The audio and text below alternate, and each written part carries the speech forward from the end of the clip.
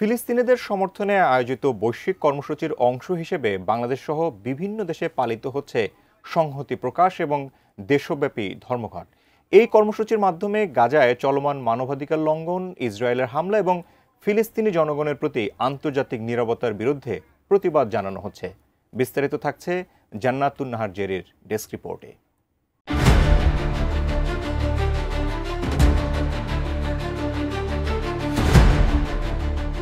গাজায় ইসরায়েলের বর্বরতার প্রতিবাদে বাংলাদেশে বিভিন্ন রাজনৈতিক দল, ছাত্র সংগঠন ও নাগরিক সমাজের পক্ষ থেকে ধর্মঘটে অংশ নেওয়ার আহ্বান জানানো হয়েছে।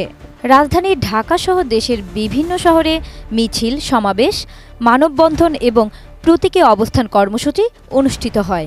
একই সঙ্গে সোমবার দেশব্যাপী সাধারণ ধর্মঘট পালনের আহ্বান জানিয়েছে ঢাকা বিশ্ববিদ্যালয়ের একদল শিক্ষার্থী ও ছাত্রনেতা।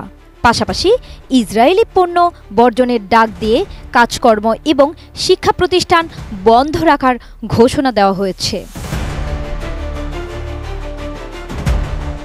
গাজাবাসীর সমর্থনে সোমবার রাজধানী ঢাকায় সংহতি সমাবেশ, বিক্ষোভের ডাক দিয়েছে ছাত্রদল, জামাতে ইসলামী, ইসলামী ছাত্র শিবির, হেফাজতে ইসলাম ও ইসলামী আন্দোলন। এনসিপি কর্মসূচি ঘোষণা না করলেও দলটির নেতারাও সংহতি জানিয়েছেন সোমবারের বৈশ্বিক ধর্মঘটে। কোয়ালিটি সম্পন্ন আন্তর্জাতিক মানের CMT 500W CSRM committed for better still। এই ধর্মঘটের মূল উদ্দেশ্য হল বিশ্বব্যাপী জনমত গড়ে তোলা, আন্তর্জাতিক সম্প্রদায়কে ফিলিস্তিনি সংকটের প্রতি আরও সক্রিয় ভূমিকা নিতে বাধ্য করা। এই ধর্মঘটের মূল উদ্দেশ্য হল বিশ্বব্যাপী জনমত গড়ে তোলা, আন্তর্জাতিক সম্প্রদায়কে ফিলিস্তিন সংকটের প্রতি আরও সক্রিয় ভূমিকা নিতে বাধ্য করা, নির্যাতিত ফিলিস্তিনিদের প্রতি সহমর্মিতা জানানো, নিরস্ত্র ফিলিস্তিনিদের উপর ইসরায়েলের বর্বর গণহত্যার প্রতিবাদ করা। দেশব্যাপী ঢাকা বিশ্ববিদ্যালয় ধর্মঘটের ডাকের প্রতি সংহতি জানিয়ে সোমবার বিশ্ববিদ্যালয়ের অনেক বিভাগে ক্লাস ও পরীক্ষা বর্জনের ঘোষণা দেওয়া হয়েছে।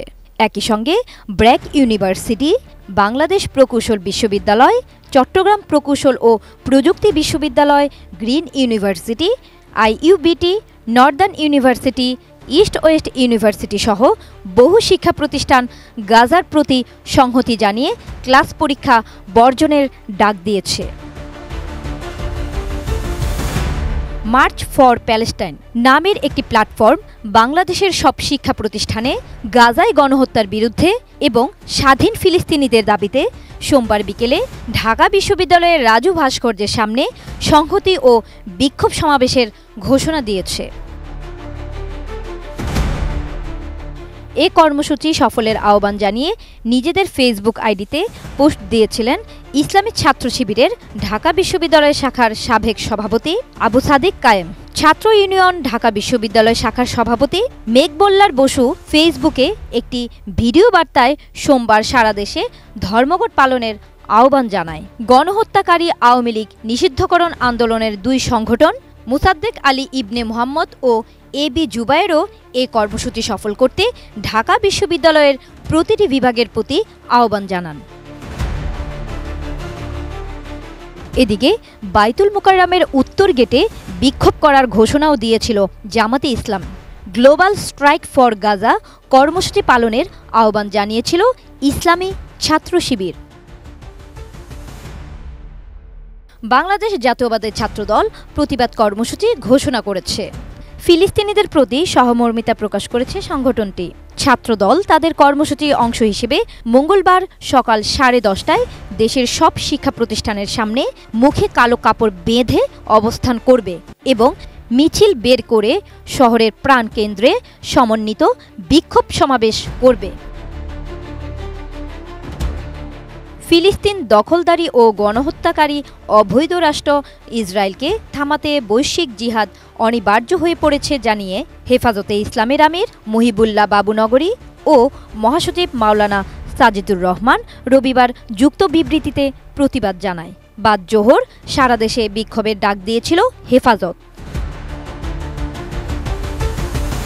এনসিপির মুখ্য সংগঠক সার্জিস আলম ফেসবুক পোস্টে ধর্মঘটের সংহতি প্রকাশ করেছে। জান্নাতুন নাহার জেরি, ATN নিউজ।